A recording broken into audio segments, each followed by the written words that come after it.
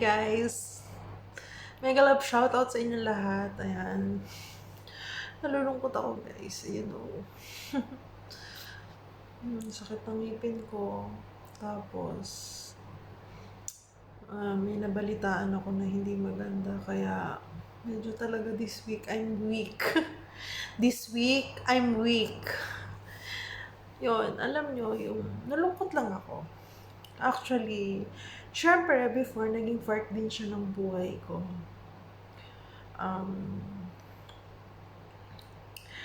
Naging part siya ng buhay ko before. Yun, namatay na siya kasi inatake din siya. Kaya medyo nalulungkot ako. Kasi ano ko siya, childhood sweetheart ko siya. Mga bata pa kami noon. Ang bata niya pa kasi. Kasing edad ko siya. Ang pangalan niya is Maynard. Ang pangalan ko is May Grace. Ang birthday niya is May 20. Ako naman May 21. Kaya magkasing edad na mag-isang edad kami talaga. Tsaka high school yata ako nung naging kami. Awa lang ako kasi ang bata pa niya.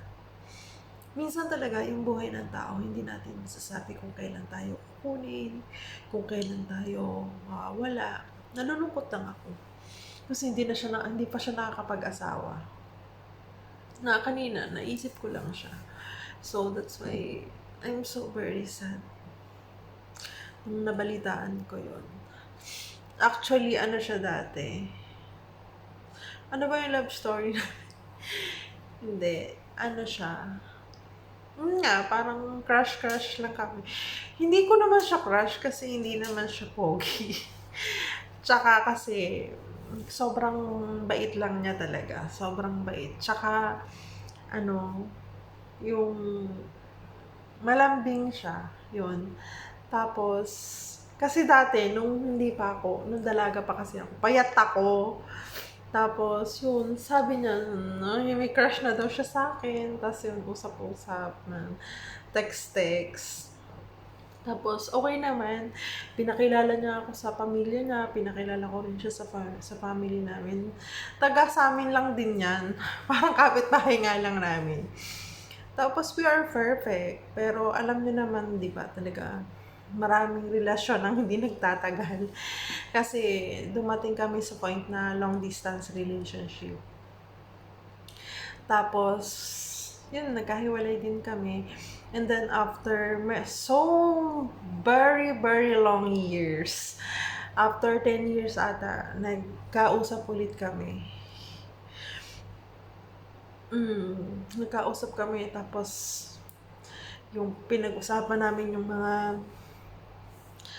mga buhay namin noong nakaraan, tapos yung mga life namin noong present, tapos nagkapatawaran kami for each other. And friend kami sa Facebook, dun sa old Facebook ko. Yung new Facebook ko kasi, hindi. Yan, nagulat ako kasi may nag-post nga na namatay siya. Tapos may nag-chat din sa akin yung mga pinsan niya. Yun nga, wala na daw siya. Kaya nagulat ako. Nalulungkot ako kasi, syempre, di ba? Kasi, ang bata pa niya. Tapos, hindi siya doon namatay sa namin, sa barangay namin. Doon siya namatay sa Mindanao. Sa Mindanao nga. Tapos, sa Bisaya. Yun. Tapos, dadalhin pa yata yung katawan niya din sa barangay namin. Kaya, sobrang nalungkot lang. Kasi, hindi natin talaga masasabi yung buhay ng isang tao. Kahit ganyan din yung nangyari dun sa kapatid ko, sa kuya ko.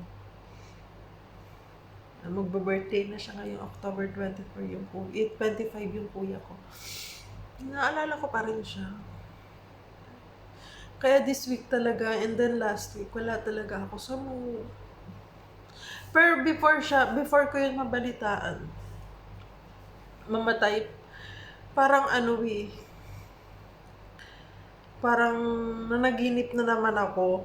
Pero hindi siya, parang kasi alam nyo guys, pag may mamamatay na malapit sa akin or kakilala ko or ano, parang may nakikita akong sign. Yun. At that time, before ko yun mabalitaan na patay na siya, meron akong na panaginipan na daw, nasa garden ako noon, tapos may umaakyat daw ng hagdanan papuntang langit. Sabi ko pa nga nun sa isip ko, sino kaya yun?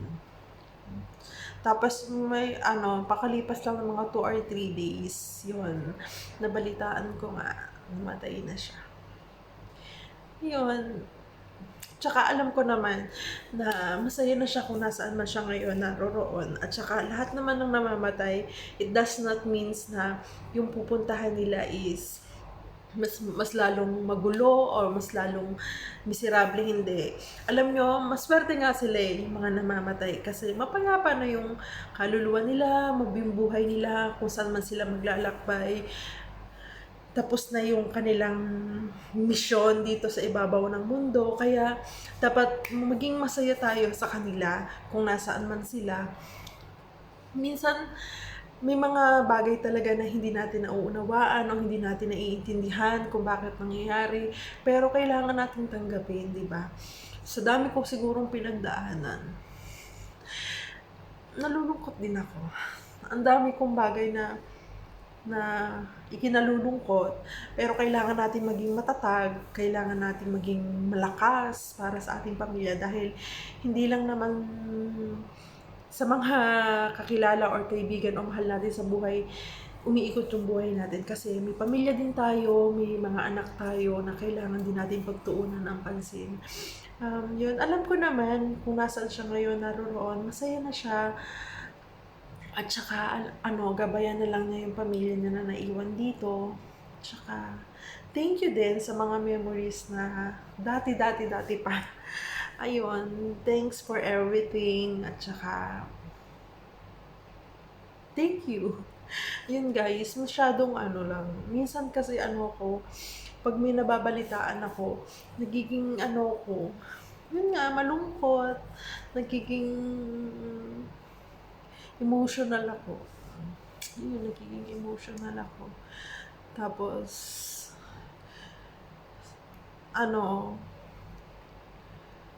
nung birthday sabi ko talaga pag birthday ng mga anak ko, hindi kasi dati, nag-i-invite ako, naghahanda talaga ako. Pinaghahandaan ko maigi yan. Naghahanda ako. Pero ngayon naman, naghahanda ako, pero yung parang ako, yung sa akin na lang, yung dito lang, sa room ko. Tapos, hindi rin ako excited na dadating yung Pasko, bagong taon. Dati, gantong month pa lang, bumibili na ako ng paisa-isa, dala-dalawa na mga gift. Kasi kahit hindi ko kilala yung mga ibang lahi na yan, nagre-regalo ako. Pero ngayon, parang wala akong balak.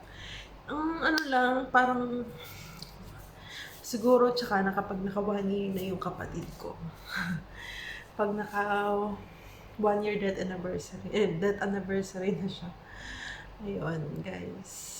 Sa lahat ng mga OFW dyan na may pinagdaraanan, magdasal lang tayo palagi at saka magpakatatag lang tayo sa buhay para sa ating pamilya. Salamat sa inyo guys.